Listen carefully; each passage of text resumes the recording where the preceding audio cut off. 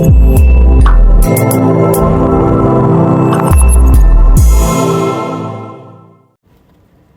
Friends, welcome to K drama కథలు. అందరు ఎలా ఉన్నారండి? ఇవాళ మన ఛానల్లో ఎక్స్ప్లెయిన్ చేయబోతున్న కథ హూ ఆర్ యూ అని 2013లో వచ్చిన కొరియన్ డ్రామాలోంచి ఎపిసోడ్ నెంబర్ 5. నేను ఫస్ట్ 4 ఎపిసోడ్ ఎక్స్ప్లెనేషన్ లింక్స్ డిస్క్రిప్షన్లో పెట్టాను. దాన్ని ముందు చూసి ఈ వీడియోని చూడండి, అప్పుడు మీకు స్టోరీ అర్థమవుతుంది. అలానే నా ఛానల్ని సబ్స్క్రైబ్ చేసుకుని ఈ వీడియోని లైక్ చేసి కమెంట్స్లో ఈ ఎపిసోడ్ ఎలా అనిపించిందో నాకు చెప్పండి. ఇంకా లేట్ చేయకుండా ఎక్స్ప్లెనేషన్ స్టార్ట్ చేద్దామా? ఎపిసోడ్ 5 స్టార్టింగ్లో మనం గున్వూకి ఎవరో కాల్ చేయడంతో బయటికి వెళ్ళడం చూస్తాం. తర్వాత గున్వూ ఒక ఎన్వెలప్తో మళ్ళీ పోలీస్ స్టేషన్లోకి వస్తూ ఉంటే అక్కడ మూన్షికి ఎదురవుతాడు. అతను ఆ ఎన్వెలప్ గురించి అడిగితే కేసు సాల్వ్ చేసినందుకు బోనస్గా ఇచ్చారు అని హ్యాపీగా చెప్తాడు. అలానే ఆ బోనస్తో టీమ్ లీడ్ షీవాన్కి పార్టీ ఇస్తాను అని వెళ్ళిపోతాడు. ఆఫీస్ లోపలికి వెళ్ళి గున్వూ టీం అందరితో టీమ్ డిన్నర్కి ఇన్వైట్ చేసి నేను పే చేస్తాను అని చెప్తాడు. తర్వాత సీన్లో వాళ్ళందరినీ ఒక రెస్టారెంట్లో చూస్తాం. అక్కడ గున్వూ సంగ్చాన్తో మీకేదో పని ఉందన్నావు కదా, అది చూసుకునిరా అని అంటాడు. ముందు వాళ్ళు వెళ్ళడానికి ఇష్టపడకపోయినా గున్వూ కోపంగా చూస్తూ సైగ చేయడంతో అక్కడి నుంచి వెళ్ళిపోతారు. వాళ్ళు వెళ్ళాక గున్వూ బాగా డ్రింక్ చేసి షీవాన్తో మీకు ఆ విక్టిమ్ ప్రాసిక్యూటర్ ఫియాన్సే అని ఎలా తెలిసింది అని, మీకు ఎవరైనా ఇన్ఫర్మేషన్ ఇచ్చేవాళ్ళు ఉన్నారా, లేక మీరు సపరేట్గా ఏమైనా ఇన్వెస్టిగేషన్ చేస్తున్నారా అని అడుగుతాడు. షీవాన్ అతనితో నేను నిజం చెప్తే నువ్వు నమ్ముతావా అని అడుగుతుంది. అతను నమ్ముతానంటాడు. దాంతో కొంచెం సేపు ఆలోచించి షీవాన్ అతనితో నాకు స్పిరిట్స్ని చూసే పవర్ ఉంది అని అంటుంది. అంతలో గున్వూ డ్రింక్ ఎక్కువ అయిపోవడం వల్ల అక్కడే టేబుల్ మీద పడిపోతాడు. ఇక్కడ ఆఫీస్లో సుంగ్చాన్ హీబిన్తో వీడియో కాల్ మాట్లాడుతూ ఉంటాడు. ఆమె నేను ఒకసారి పోలీస్ స్టేషన్కి రావచ్చా, ఎప్పుడు చూడలేదు అని అడుగుతుంది. సుంగ్చాన్ షూర్ అని చెప్పి వచ్చే ముందు కాల్ చేయమని అంటాడు. ఇంకోవైపు షీవాన్ గున్వూని వాళ్ళ ఇంటి దాకా తీసుకుని వెళ్తుంది. అక్కడ లోపలికి వెళ్ళాక గున్వూ నేల మీదే పడిపోయి అక్కడే పడుకుంటాడు. షీవాన్ అక్కడ కొన్ని వస్తువులు కింద పడిపోవడంతో వాటిని సర్దుతుంది. అందులో గున్వూ చిన్నప్పుడు పిక్స్ ఉంటాయి. అవి చూసి ఆమె స్మైల్ చేస్తుంది. అలానే ఒక ఓల్డ్ క్యాసెట్ ప్లేయర్ని కూడా చూస్తుంది. అన్నీ అరేంజ్ చేశాక గున్వూ మీద ఒక బ్లాంకెట్ కప్పి అక్కడి నుంచి వెళ్ళిపోతుంది. షీవాన్ ఇంటికి వెళ్తుంటే ఆమెని స్పిరిట్గా ఉన్న ఒక అతను ఫాలో అవుతూ ఉంటాడు. నెక్స్ట్ డే గున్వూ ఆఫీస్కి వస్తాడు. అతనికి రాత్రి జరిగిన విషయం ఏమీ జ్ఞాపకం ఉండదు. సో షీవాన్తో మీరు ఇంటికి సేఫ్గా వెళ్ళారా అని అడుగుతాడు. షీవాన్ నవ్వుతూ నేను బాగానే వెళ్ళాను, నువ్వు సేఫ్గా వెళ్ళావా అని అడుగుతుంది. గున్వూ చాలా ఓవర్ కాన్ఫిడెంట్గా అఫ్కోర్స్ నేను సేఫ్గానే వెళ్ళాను, నాకు ఆల్కహాల్ టాలరెన్స్ చాలా ఎక్కువగా ఉంటుంది అని చెప్తాడనమాట. దాంతో ఆమె నవ్వి నెక్స్ట్ టైం నుంచి నీ ఇంటి పాస్వర్డ్ని బర్త్డే డేట్ కాకుండా వేరేది చేంజ్ చేసుకో అని చెప్తుంది. చెప్పి అక్కడి నుంచి వెళ్ళిపోతుంది. దాంతో గున్వూకి షీవానే అతన్ని ఇంటి దగ్గర డ్రాప్ చేసింది అని అర్థమవుతుంది. అతను ఆమెను ఫాలో చేసుకుంటూ బయటకు వచ్చి ఒక సింగిల్గా ఉన్న అబ్బాయి ఇంట్లోకి ఎలా ఎంటర్ అయ్యారు, మీకు కొంచెం కూడా భయం లేదా అని అంటాడు. షీవాన్ మాత్రం నేను ఒక పోలీస్ ఆఫీసర్, సో నా డ్యూటీ నేను చేశాను అని అంటుంది. గున్వూ ఆమెకి థ్యాంక్స్ చెప్పి నాతో బ్రేక్ఫాస్ట్కి వస్తారా అని అడుగుతాడు. అలానే నిన్న నేను అడిగిన దానికి నాకు ఆన్సర్ కావాలి అంటాడు. షీవాన్ ఏమో నీకు నేను ఆల్రెడీ ఆన్సర్ చెప్పేశాను అని అంటుంది. అంతలో అక్కడికి నిన్న నైట్ షీవాన్ని ఫాలో చేసిన స్పిరిట్ వస్తుంది. ఆ స్పిరిట్ గున్వూ వైపుకి వెళ్తూ ఉండడంతో షీవాన్ వెంటనే గున్వూని పట్టుకుని అతన్ని తన దగ్గరకంటా లాక్కుంటుంది.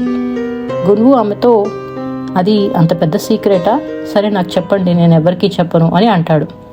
షీవాన్ అతన్ని దూరంగా పెట్టి బ్రేక్ఫాస్ట్కి వెళ్దాం పదా అని తీసుకువెళ్తుంది.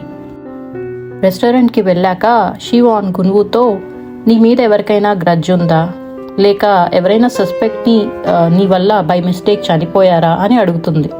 గున్వూ అలా ఎవరు లేరు అని అంటాడు. షీవాన్కి ఆ స్పిరిట్ ఒక టేబుల్ దగ్గర కూర్చుని ఆ టేబుల్ మీద నాక్ చేస్తూ సౌండ్ చేస్తూ ఉండడం కనిపిస్తుంది. బ్రేక్ఫాస్ట్ అయ్యాక షీవాన్ అక్కడి నుంచి వెళ్ళిపోతాడు. గున్వూ అక్కడి నుంచి వెళ్ళిపోతాడు. ఆఫీస్కి వస్తుండగా అక్కడ అతనికి హీబిన్ కనిపిస్తుంది. ఆమె అతనితో లాస్ట్ అండ్ ఫౌండ్ సెంటర్ ఎక్కడా అని అడుగుతుంది. దాంతో అతను ఆమెను ఆఫీస్కి తీసుకువస్తాడు.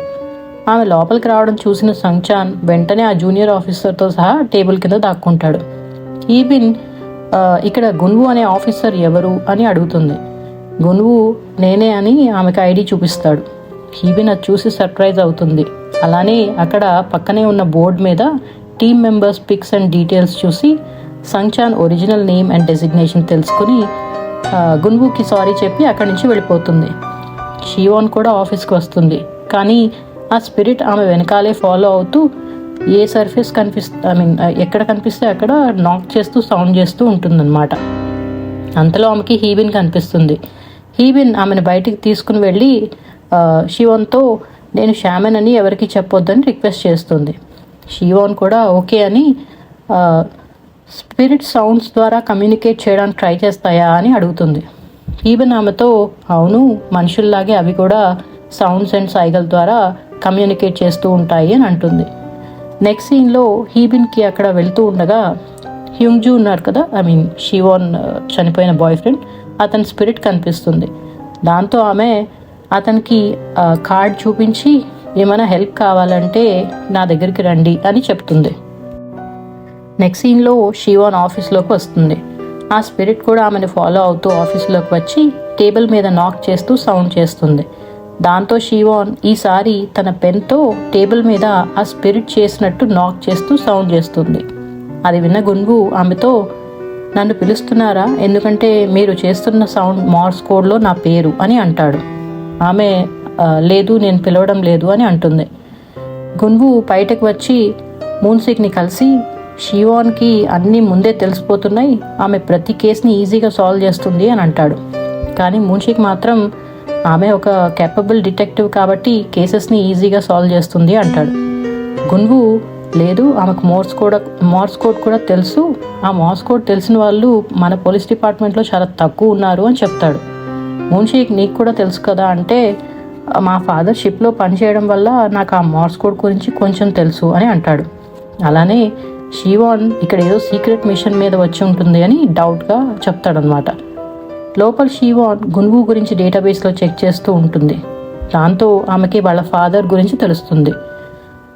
ఆ పిక్చర్ చూసినప్పుడు ఆమెతో పాటు ఆమెకి కనిపించే స్పిరిట్ గున్వు వాళ్ళ ఫాదర్దే అని అర్థమవుతుంది. కొంచెం సేపు తర్వాత షీవాన్ గున్వుతో మాట్లాడాలి అని చెప్పి స్టోరేజ్ రూమ్లోకి తీసుకుని వెళ్తుంది. అక్కడ ఆమె అతనితో నేను మీ ఫాదర్ని కలిశాను అని చెప్తుంది.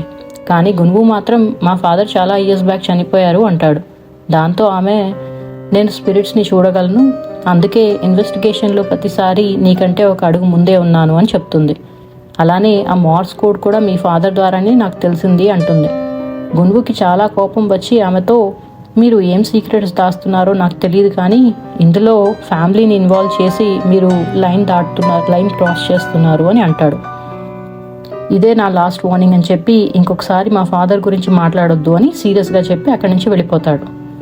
నెక్స్ట్ సీన్లో గున్వు కార్లో వెళ్తున్నప్పుడు ఒక ఫ్లాష్ బ్యాక్ గురించి చూపిస్తారు. అందులో కొంతమంది స్టూడెంట్స్ ఒక అతన్ని ఏడిపిస్తూ ఉంటారు. అతను గున్వు వాళ్ళ ఫాదర్ అన్నమాట. ఆయన కొంచెం మెంటల్లీ ఇల్ అవ్వడం వల్ల, రిటార్డ్ అవ్వడం వల్ల అతన్ని ఏడిపిస్తూ ఉంటారన్నమాట. గున్వు వాళ్ళందరినీ బాగా కొట్టి అక్కడి నుంచి వెళ్ళిపోతాడు. తర్వాత తన స్కూల్ నుంచి వస్తున్నప్పుడు ఇంటి బయట వాళ్ళ ఫాదర్ ఉంటారు. గున్వు కోపంతో నేను మీకు వర్క్ చేయొద్దని చెప్పినా మీరు ఎందుకు వినిపించుకోవట్లేదు, మీకు మనీ వద్దు అని అరుస్తాడు. అలానే పేరెంట్స్ డే ఎప్పుడో అయిపోయింది, ఇంకా ఈ ఫ్లవర్ బ్యాజ్ని ఎందుకు వేసుకొని తిరుగుతున్నారు షర్ట్ మీద అని దాన్ని పీకేసి కింద పారేస్తాడు. నెక్స్ట్ డే షీవాన్ గున్వు వాళ్ళ ఫాదర్ స్పిరిట్తో కలిసి అతని ఇంటికి వెళ్తుంది. అక్కడ ఎవరూ ఉండకపోవడంతో లోపలికి వెళ్ళి అక్కడ ఉన్న వస్తువుల్లోంచి ఆ ఫాదర్ చూపించిన ఒక క్యాసెట్ ప్లేయర్ని తీసుకుని బ్యాగ్లో పెట్టుకుంటుంది. అంతలో అక్కడికి గున్వు వచ్చేస్తాడు. ఆమెతో ఇక్కడ ఏం చేస్తున్నారో అని అడుగుతాడు. ఆమె మీ ఫాదర్ నన్ను ఇక్కడికి తీసుకుని వచ్చారు అని అంటుంది. దాంతో గున్వుకి చాలా కోపం వచ్చి నేను మీకు ఆల్రెడీ వార్నింగ్ ఇచ్చాను, ఇంకొకసారి మా ఫాదర్ విషయం తీసుకురావద్దని, ఇక్కడి నుంచి వెళ్ళిపోండి అని అరుస్తాడు. బయటికి వచ్చాక షీవాన్ ఆ క్యాసెట్ని ప్లే చేద్దామని చూస్తే అది బ్రేక్ అయి ఉంటుంది. అందులో ఒక క్యాసెట్ కూడా ఉంటుందన్నమాట. తర్వాత ఆమె ఆఫీస్లో ఉన్న స్టోరేజ్ రూమ్లో ఒక క్యాసెట్ ప్లేయర్ ద్వారా గున్వు వాళ్ళ ఫాదర్ క్యాసెట్ని అందులో పెట్టి ప్లే చేస్తుంది. ఆమె మున్షిక్తో ఉన్న గున్వుని కలిసి నీతో కొంచెం మాట్లాడాలి, జస్ట్ ఒక 5 minutes స్పేర్ చేయని అడుగుతుంది. దాంతో గునువు ఆమెతో మాట్లాడడానికి ఒప్పుకుంటాడు. నెక్స్ట్ అతన్ని స్టోరేజ్ రూమ్లోకి తీసుకుని వెళ్ళి అతని ముందు ఆ క్యాసెట్ ప్లేయర్ని పెడుతుంది. అతను ఏంటిది అని అడుగుతాడు.